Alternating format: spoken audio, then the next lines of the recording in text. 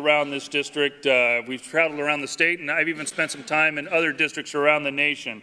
I've talked to not only a large number of immigrants, but I've talked to a lot of kids. Algunas veces yo hablo con ellos en español, and I get a very interesting look. We don't speak English. We don't speak Spanish. We only speak English. Their entire life, they've gone to our schools with our kids. It is an issue we have to address. Just say our immigration system is broken. There are a lot of flaws in the system. Many of them go back decades, both Republican and Democrat. We need to fix our immigration system to make us a stronger country.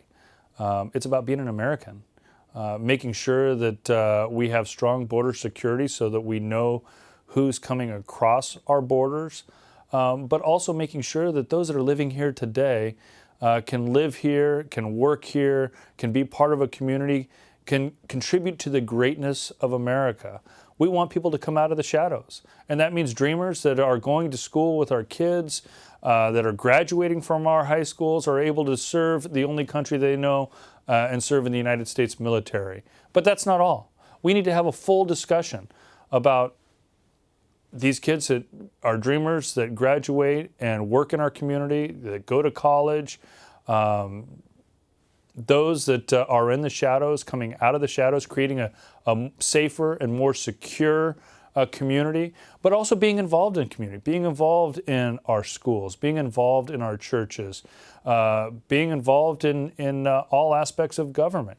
We want to build a community. The only way you do that is by bringing people out of the shadows and making sure that you've got a safe community. And those that are preying on our community, those that are breaking the law and creating felons, well, those are the ones that we want out of our community, and we want to make sure that that our entire community is a very, very safe place to live.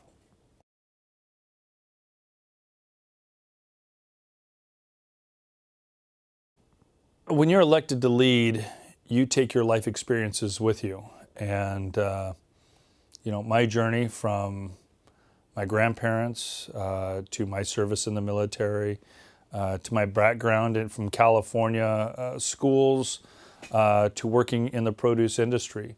You know, I've seen immigrants that are very hard workers, very proud, and, you know, willing to put their life on the line for the only country that they know. And so, you know, one of those things that I looked at when I was first elected to Congress was my own experiences in the military, serving side by side with immigrants that were earning their citizenship, earning their legal visa.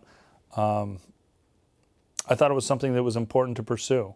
I've been pushing now in my fourth term in Congress to have the Enlist Act put into law so that dreamers that have graduated from our high schools can actually serve in the military side by side, the same kids that they've graduated with, and earning their pathway to citizenship.